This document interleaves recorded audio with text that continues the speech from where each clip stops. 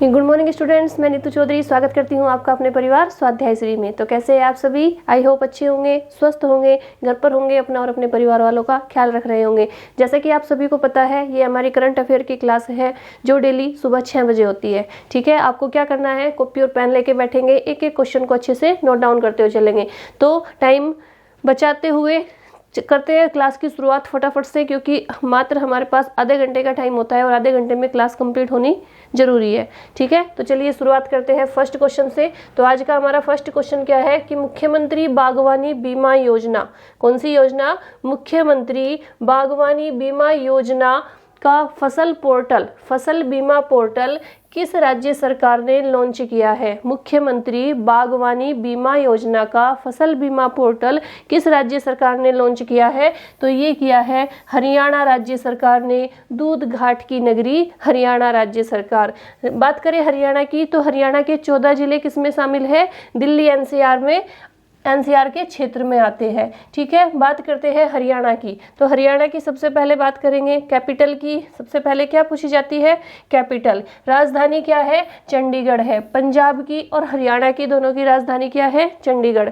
दूसरे नंबर पे आ जाता है कि क्षेत्रफल के आधार पर भारत का 20वें नंबर का सबसे बड़ा राज्य है कौन सा? हरियाणा। कौन से नंबर का? 20वें नंबर का। सबसे बड़ा शहर कौन सा है? फरीदाबाद है। अब आ जाते हैं हरियाणा में कितने जिले हैं? 22 जिले हैं। 22 में से 14 जिले किस में आते हैं? एनसीआर में आते हैं।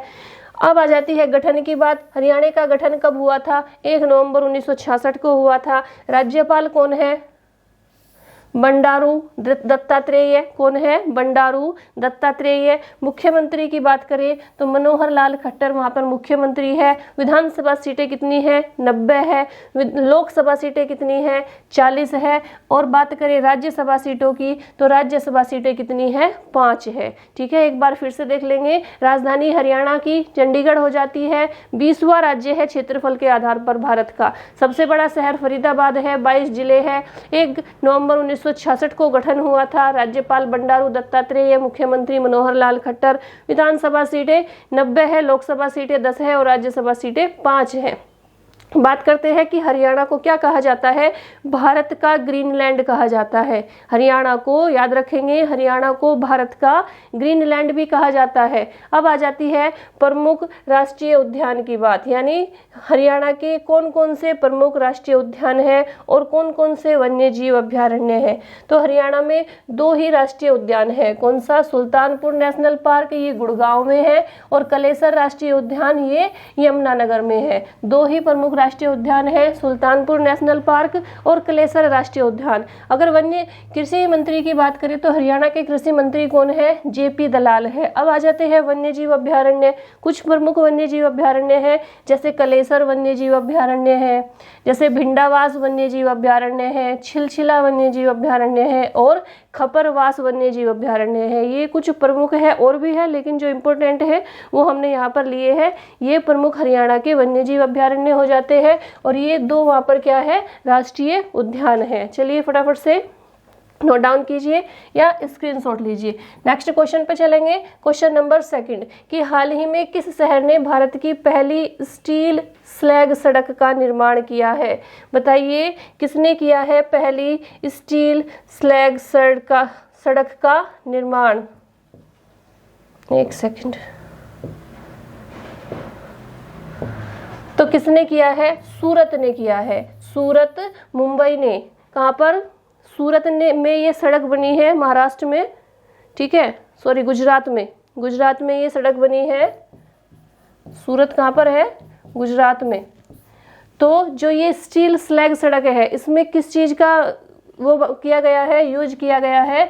ये जो सड़क है, ये जो और सड़क बनती है ना, जैसे रोड बनती है, तो उससे भी 30% कम, यानी 30% कम लागत पर ये सड़क बनी है। पहली सड़क बनी है जिसमें लगने वाली लागत जो रोड के मुकाबले है, जो नॉर्मल रोड बनती है उससे 30% कम है। और ये जो स्टील स्लैग रोड है, ये 6 लेन की है। कितनी? 6 लेन की है और 12 किलोमीटर लंबी है। कितनी किलोमीटर? 12 किलोमीटर। जो सड़क परिवहन मंत्री है वो आप सभी को पता है नितिन गडकरी है। इसमें किस चीजों का यूज किया गया है? स्टील का यूज किया गया है। जो कचरे के ढेर है, कचरे के ढेर को पिघलाकर उससे स्टील बनाई गई है और उससे सड़क का निर्माण किया गया है। ठीक है, चलिए नेक्स्ट क्वेश्चन पे चलेंगे। अब बात आ जाती है इसमें गुजरात की। जब सूरत की बात आई, गुजरात में ही है ना सूरत, तो गुजरात के बारे में भी देख लेते हैं। तो जो गुजरात है, गुजरात की सबसे पहले देखेंगे राजधानी क्या हो जाती है। राजधानी हो जाती है गांधीनगर। सबसे बड़ा शहर अहमदाबाद हो जाता है। और गुजरात में कितने जिले हैं? 33 जिले हैं, 33 जिले हैं। गठन कब हुआ था गुजरात का? 1 मई 1960 को हुआ था। वर्तमान में राज्यपाल कौन है? आचार्य देवव्रत है। मुख्यमंत्री कौन है? भूपेंद्र भाई पटेल है। और विधानसभा सीटें कितनी है? 182 है। लोकसभा सीट 26 है और राज्यसभा सीट कितनी है? 11। अगर प्रथम राज्यपाल की बात करें तो गुजरात के प्रथम जो राज्यपाल थे उनका नाम था मेहंदी नवाब जंग। क्या था उनका नाम? मेहंदी नवाब जंग। अगर प्रथम मुख्यमंत्री की बात करें तो वो थे जीवराज नारायण मेहता। गुजरात के प्रथम मुख्यमंत्री कौन बने थे? जीवराज नारायण मेहता। विश्व की जो सबसे बड़ी, सबसे ऊंची मूर्ति है स्टैच्यू ऑफ यूनिटी, कहाँ पर स्थित है? गुजरात में स्थित है। ठीक है, सबसे लंबी तटीय रेखा वाला राज्य भी गुजरात ही है। पता है ना आप सबको कि सबसे लंबी तटीय रेखा वाला राज्य गुजरात है। कितनी है उसकी लंबाई? 1600 मीटर। कितनी है? 1600 किलोमीटर। मीटर नहीं, 1600 किलोमीटर। और दूसरे नंबर पर कौन सा है जिस तटीय रेखा वाला राज्य? दूसरे नंबर पर है आंध्र प्रदेश। कितनी है ये? 1600 किलोमीटर। ठीक है, अब आ जाती है प्रमुख राष्ट्रीय उद्यान की। कौन कौन से प्रमुख राष्ट्रीय उद्यान है गुजरात में? गिर नेशनल पार्क है, वंसदा नेशनल पार्क है, मरीन नेशनल पार्क है, वेलवदर नेशनल पार्क है, भारतीय जंगली गधा अभ्यारण्य है, ब्लैक बक नेशनल पार्क है, नारायण सरोवर अभ्यारण्य है और वर्धा हिल्स, यहाँ पे लिख देती हूँ मैं, वर्धा हिल्स वन्य जीव अभ्यारण्य, वन्य जीव अभ्यारण्य। लास्ट में लिखा हुआ है, ये आपको दिख नहीं रहा होगा। ठीक है, तो कौन कौन से प्रमुख वन्य जीव अभ्यारण्य और नेशनल पार्क हो जाते हैं? Gir national park, Vansda national park, marine national park, Velavadar national park, भारतीय जंगली एवं अभ्यारण्य गधा अभ्यारण्य और black buck national park, Narayan Sarovar अभ्यारण्य और वर्धा हिल्स वन्य जीव अभ्यारण्य वहाँ के प्रमुख राष्ट्रीय उद्यान हो जाते हैं। नेक्स्ट क्वेश्चन पे चलेंगे। कच्छ बस्टर्ड भी है, एक और है, लास्ट में से भी देख लेंगे। कच्छ बस्टर्ड अभ्यारण्य। क्वेश्चन नंबर 3, UN वुमेन के लिए भारत ने कितने लाख डॉलर का योगदान किया है? क्या है ये UN वुमेन? UN वुमेन क्या है?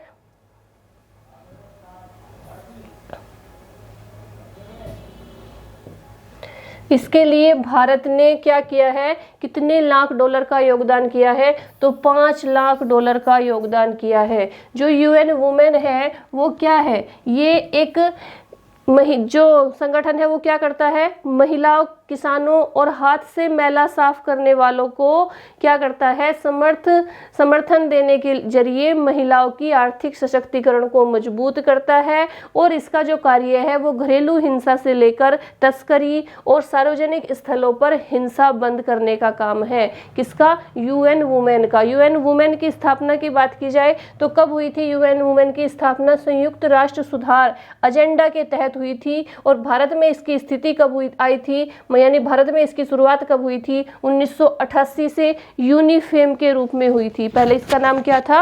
यूनिफेम के रूप में इसकी शुरुआत हुई थी भारत में 1988 में। चलिए स्क्रीनशॉट लीजिए। नेक्स्ट क्वेश्चन पे चलेंगे। क्वेश्चन नंबर 4, मंदिर 360 वेबसाइट किस मंत्रालय के द्वारा लॉन्च की गई? बताइए, मंदिर 360 जो वेबसाइट है वो किस मंत्रालय के द्वारा लॉन्च की गई? तो ये की गई है संस्कृति मंत्रालय के द्वारा। बात करते हैं संस्कृति मंत्रालय की, तो संस्कृति मंत्रालय के मंत्री कौन है? बताइए, संस्कृति मंत्रालय के मंत्री कौन है? प्रहलाद सिंह पटेल। कौन है? प्रहलाद सिंह पटेल संस्कृति मंत्रालय के मंत्री है। और ये मंदिर 360 है क्या?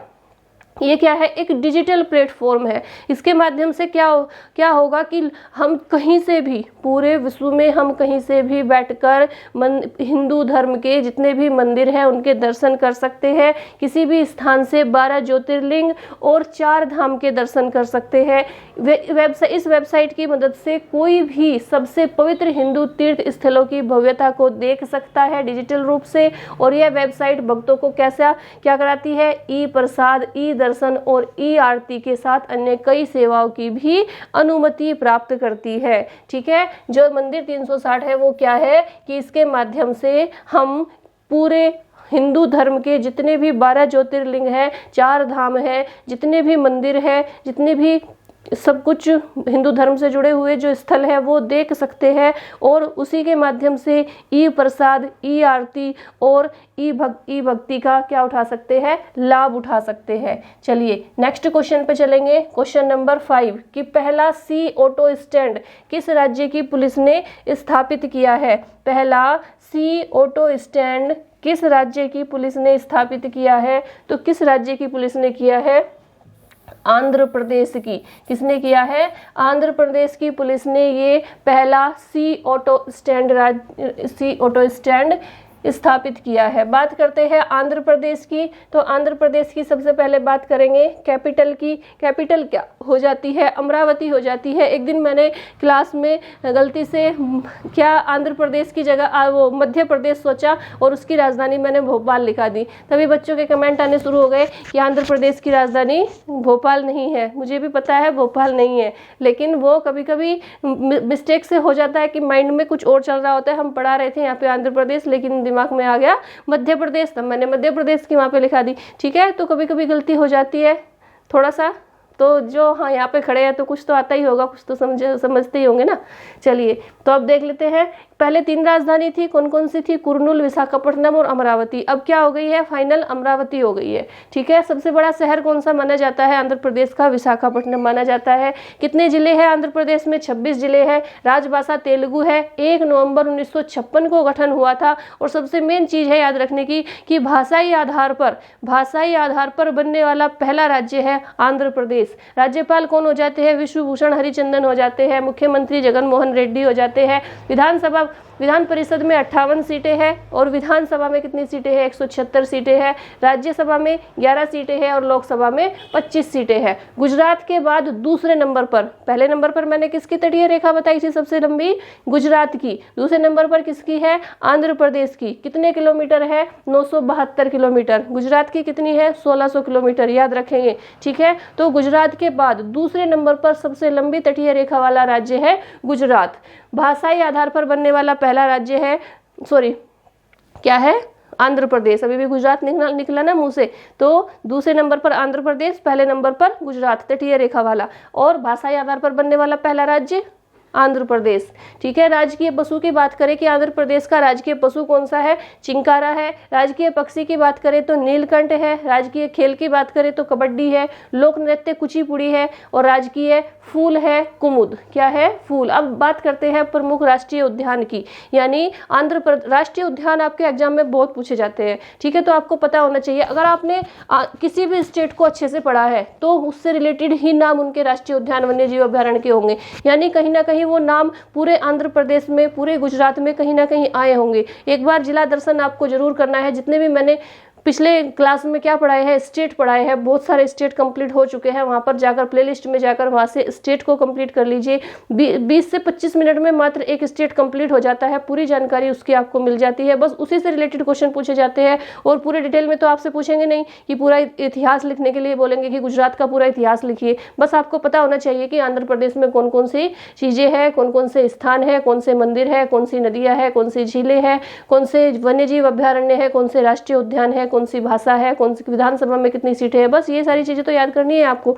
ठीक है, तो प्रमुख राष्ट्रीय उद्यान की बात करते हैं आंध्र प्रदेश की, सबसे पहला हो जाता है वेंकटेश्वर राष्ट्रीय उद्यान, दूसरा हो जाता है पापीकोंडा राष्ट्रीय उद्यान। कई बार आपके क्लास में पूछा, आपके एग्जाम में पूछा जा चुका है पापीकोंडा राष्ट्रीय उद्यान कहाँ पर स्थित है। तीसरा हो जाता है कोरिंगा वन्यजीव अभ्यारण्य, रोलपाड़ू वन्यजीव अभ्यारण्य, कृष्णा वन्यजीव अभ्यारण्य, श्रीलंकमलेश्वर वन्यजीव अभ्यारण्य और नागार्जुन सागर वन्यजीव अभ्यारण्य, ये यहाँ के प्रमुख राष्ट्रीय उद्यान हो जाते हैं।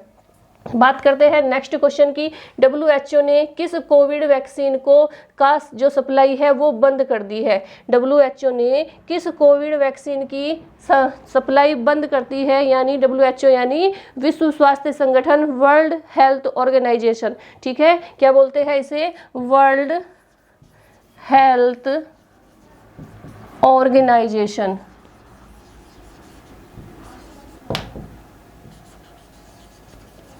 ठीक है, हिंदी में क्या बोलते हैं, विश्व स्वास्थ्य संगठन, विश्व स्वास्थ्य संगठन। इसने क्या किया है, अभी जो कौन सी वैक्सीन है, एक वैक्सीन पर, कोविड-19 की एक वैक्सीन है, उस पर क्या कर दिया है, उसे सस्पेंड कर दिया है। और कौन सी है वो वैक्सीन, कोवैक्सीन। कौन सी है, कोवैक्सीन को इन्होंने कुछ दिन के लिए इन्होंने एक परीक्षण किया। एक परीक्षण के तहत पता चला था 20 से 22 मार्च, लगभग 24 मार्च के बीच में एक परीक्षण हुआ था। उसमें पता चला था कि जो जो वैक्सीन है, ये वैक्सीन अच्छी तो है, ऐसी बात नहीं है कि अच्छी नहीं है, सुरक्षित है, अच्छी है, लेकिन इसकी फिर से मैन्युफैक्चरिंग की जाएगी, यानी नई वैक्सीन बनाई जाएगी जो और भी ज़्यादा बेस्ट होगी, इसलिए इसे कुछ दिन के लिए रोक दिया गया है। ठीक है, चलिए इसी के बारे में देखते हैं कि जो WHO ने 24 मार्च से 22 मार्च 2020 के बीच भारत बायोटेक के निरीक्षण के बाद कोवैक्सीन की सप्लाई सस्पेंड कर दी थी।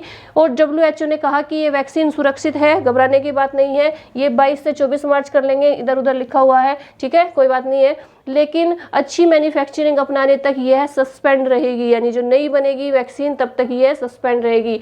बात करते हैं WHO की। WHO यानी विश्व स्वास्थ्य संगठन, वर्ल्ड हेल्थ ऑर्गेनाइजेशन, स्थापना की बात करते हैं तो 7 अप्रैल 1948 को क्या होता है, इसकी स्थापना होती है। मुख्यालय WHO का जिनेवा में है, स्विट्जरलैंड में, जिनेवा स्विट्जरलैंड में इसका मुख्यालय है। महानिदेशक कौन है, टेड्रोस एडहोनोम, वर्तमान में महानिदेशक कौन है, टेड्रोस एडहोनोम। उप महानिदेशक कौन है वर्तमान में, सौम्या स्वामीनाथन। कितने सदस्य देश है, 194 सदस्य देश है। और 7 अप्रैल यानी आज के दिन विश्व स्वास्थ्य संगठन दिवस मनाया जाता है, WHO डे मनाया जाता है 7 अप्रैल को। ठीक है, चलिए नेक्स्ट क्वेश्चन पे आते हैं। केंद्र सरकार ने सुरक्षा कारणों की वजह से हाल ही में किस देश के 4 यूट्यूब समाचार चैनलों सहित 22 यूट्यूब चैनलों को ब्लॉक कर दिया है। बताइए किस देश के 4 यूट्यूब समाचार चैनलों सहित 22 यूट्यूब चैनल को ब्लॉक कर दिया है। तो किस देश के किया है, पाकिस्तान के। किसके किया है, पाकिस्तान के। जो चैनल ब्लॉक हुए हैं उनमें 3 ट्विटर अकाउंट है, उनमें एक फेसबुक अकाउंट है और एक न्यूज वेबसाइट भी है। ठीक है, क्या क्या है, उनमें 3 ट्विटर अकाउंट है, एक फेसबुक अकाउंट है और एक न्यूज वेबसाइट भी है जो ब्लॉक हुए हैं, कितने, 22 यूट्यूब चैनलों के साथ। ठीक है, इसी के बारे में देखते हैं। पाकिस्तान की राजधानी आप सभी को पता है इस्लामाबाद है। पहले पाकिस्तान की राजधानी क्या थी, कराची थी। क्या थी पाकिस्तान की राजधानी, कराची। किसी ने एक क्वेश्चन पूछा था कि 14 अगस्त को जब भारत का और पाकिस्तान का विभाजन हुआ था तो एक 14 अगस्त को पाकिस्तान का घोषित किया गया था और 15 अगस्त को भारत का किया गया था। किसी ने एक क्वेश्चन पूछा कि ऐसा क्यों हुआ था, दोनों एक ही दिन क्यों नहीं किए गए। ठीक है, तो जो माउंटबेटन थे जिन्होंने क्या किया था, विभाजन किया था, वो 14 अगस्त को कहाँ पर थे, वो दोनों जगह एक ही दिन दोनों जगह तो नहीं हो सकते थे कि दोनों जगह जाके झंडा फहरा देते कि ये झंडा यहाँ का हो गया, ये यहाँ का हो गया। तो वो उस सब 14 अगस्त को कराची में थे, यानी पाकिस्तान की राजधानी कराची में उन्होंने झंडा फहराया था और अगले दिन 15 अगस्त को वो भारत की राजधानी दिल्ली में आकर उन्होंने झंडा फहराया था। इसलिए जो वो विभाजन हुआ था वो 14 अगस्त को पाकिस्तान बना था और 15 अगस्त को भारत बना था। ठीक है, चलिए इसमें प्रधानमंत्री कौन है वहाँ के? इमरान खान है और राष्ट्रपति है आसिफ अलवी। कौन है? आरिफ अलवी है, ये आसिफ गलत लिखा हुआ है। ठीक है, 21 करोड़ की आबादी के साथ, मात्र 21 करोड़ की आबादी है पाकिस्तान की और हमारी कितनी है? 135 करोड़ की। तो मात्र 21 करोड़ की आबादी के साथ ये दुनिया का 5वां बड़ी आबादी वाला देश है। ठीक है, कितना? 5वां बड़ी आबादी वाला देश है। नेक्स्ट क्वेश्चन पे चलेंगे। श्री राम चोलिया की नई किताब crunch time Narendra Modi's national security crisis, क्या है पुस्तक का नाम? क्या है? Crunch time Narendra Modi's national security crisis का विमोचन किसने किया? बताइए किसने किया? श्री राम चोलिया की नई किताब, ये किया है मीनाक्षी लेखी ने। किसने किया है? मीनाक्षी लेखी ने किया है। साथ साथ नोट डाउन भी करते रहिए। ठीक है, तो ये किसने किया है? मीनाक्षी लेखी ने किया है। नेक्स्ट क्वेश्चन पे चलेंगे। क्वेश्चन नंबर 9 कि MGM ग्रैंड गार्डन एरिना में पहली बार कौन से वार्षिक ग्रैमी अवार्ड्स का आयोजन किया गया? बताइए कौन से ग्रैमी अवार्ड्स का आयोजन किया गया? तो ये किया गया है 64वें यानी 64वें ग्रैमी अवार्ड्स का आयोजन। नेक्स्ट क्वेश्चन पे चलेंगे कि हाल ही में जारी रिपोर्ट के अनुसार भारत में सबसे कम बेरोजगारी वाले राज्यों में शीर्ष पर कौन सा राज्य है? बताइए कौन सा राज्य है शीर्ष पर? सबसे कम बेरोजगारी वाले राज्यों में कौन सा राज्य शीर्ष पर रहा है? तो छत्तीसगढ़ रहा है। कौन सा रहा है? छत्तीसगढ़ रहा है। ठीक है, छत्तीसगढ़ सबसे कम बेरोजगारी वाले राज्यों में रहा है। नेक्स्ट क्वेश्चन पे चलेंगे। क्वेश्चन नंबर 11 कि राष्ट्रीय समुद्री दिवस 2022 कब मनाया गया?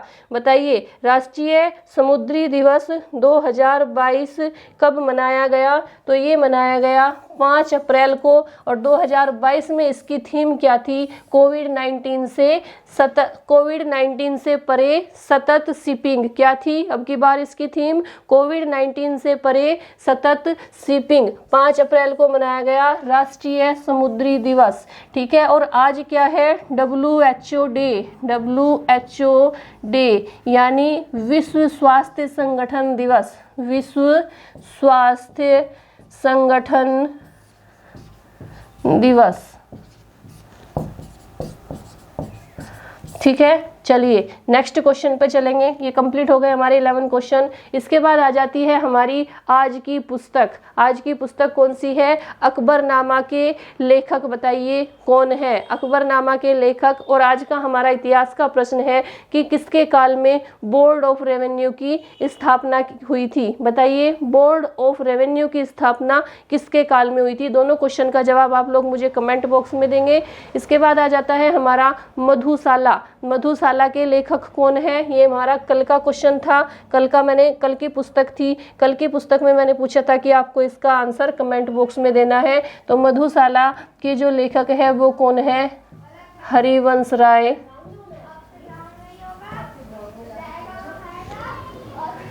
बच्चन। नोट डाउन कीजिए फटाफट से।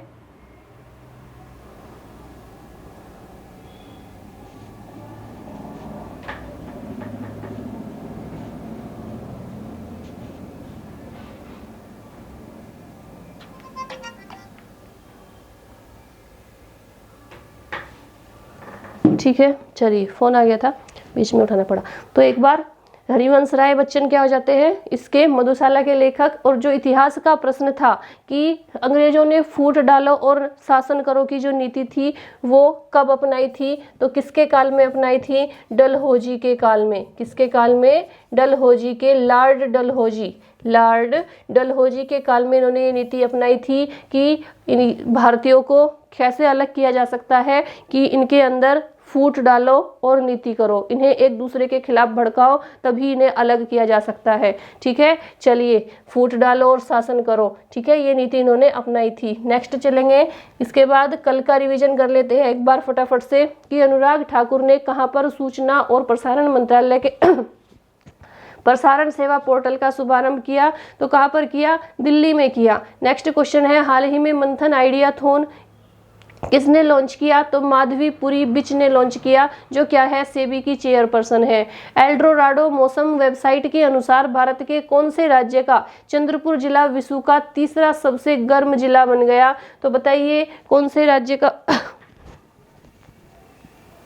बन गया? महाराष्ट्र का। नेक्स्ट है, भारत की यूपीआई ने हाल ही में वॉल्यूम मामले में कितने करोड़ का आंकड़ा पार कर लिया? तो 500 करोड़ का आंकड़ा पार कर लिया। नेक्स्ट है, केंद्र सरकार द्वारा विदेश व्यापार नीति 2015-20 को कितने महीनों के लिए बढ़ा दिया? 6 महीनों के लिए बढ़ा दिया। पहले कब तक थी? पहले इसे कोविड के कारण 1 साल के लिए बढ़ा दिया गया था। जैसे 2015 से 20 तक निर्धारित की गई थी, ये 5 साल के लिए एक बार तैयार की जाती है। उसमें कोविड के कारण इसे 1 साल के लिए बढ़ा दिया था, लेकिन अब 6 महीने का टाइम इसमें और बढ़ा दिया। ठीक है। नेक्स्ट है कि 83वीं राष्ट्रीय टेबल टेनिस चैंपियनशिप 2022 की मेजबानी भारत का कौन सा राज्य करेगा? तो कौन करेगा? मेघालय करेगा। नेक्स्ट है, ऑस्ट्रेलिया महिला क्रिकेट टीम ने आईसीसी महिला क्रिकेट विश्व कप 2022 का खिताब किस क्रिकेट टीम को हराकर जीता? तो इंग्लैंड क्रिकेट टीम को हराकर जीता। नेक्स्ट है, ईगा स्वेटेक ने जापान की किस खिलाड़ी को हराकर मियामी ओपन टेनिस टूर्नामेंट 2022 का खिताब अपने नाम कर लिया? तो नाओमी ओसाका को। जापान की खिलाड़ी कौन है? नाओमी ओसाका को हराकर खिताब अपने नाम कर लिया। नेक्स्ट है, India boat and marine show का चौथा संस्करण कहाँ आयोजित किया गया? तो ये किया गया केरल के कोच्चि के बोलगट्टी पैलेस में। कहाँ पर किया गया? केरल के कोच्चि के बोलगट्टी पैलेस में आयोजित किया गया। ठीक है, ये कंप्लीट हो जाते हैं हमारे कल के रिवीजन। कल का रिवीजन यानी कल के क्वेश्चन भी कंप्लीट हो जाते हैं, और आज के क्वेश्चन भी। एक एक क्वेश्चन आपके लिए अलग अलग जगह से ढूंढकर एक क्लास तैयार की जाती है। इतना आसान नहीं है कि ये आधे घंटे की क्लास आपको इतनी आसानी से मिल जाती है। इसे बनाने के लिए, इसे तैयार करने के लिए बहुत टाइम लगता है, बहुत मेहनत करनी पड़ती है, तब जाके ये आपके सामने आती है। ठीक है। अगर क्लास आपको अच्छी लगती है तो वीडियो को शेयर जरूर कीजिए, और सब्सक्राइब और लाइक तो आप करते ही नहीं है, तो कहना ही क्या है फिर। अगर आपको अच्छी लगेगी तो करेंगे, नहीं तो नहीं करेंगे। ठीक है, तो आज के लिए इतना ही रखेंगे, और कल फिर नए क्वेश्चंस के साथ, कल की क्लास में फिर नए क्वेश्चंस के साथ मिलते हैं। टॉप 10 करंट अफेयर के क्वेश्चन। ठीक है, तो आज के लिए इतना ही रखेंगे। धन्यवाद। जय हिंद, जय भारत।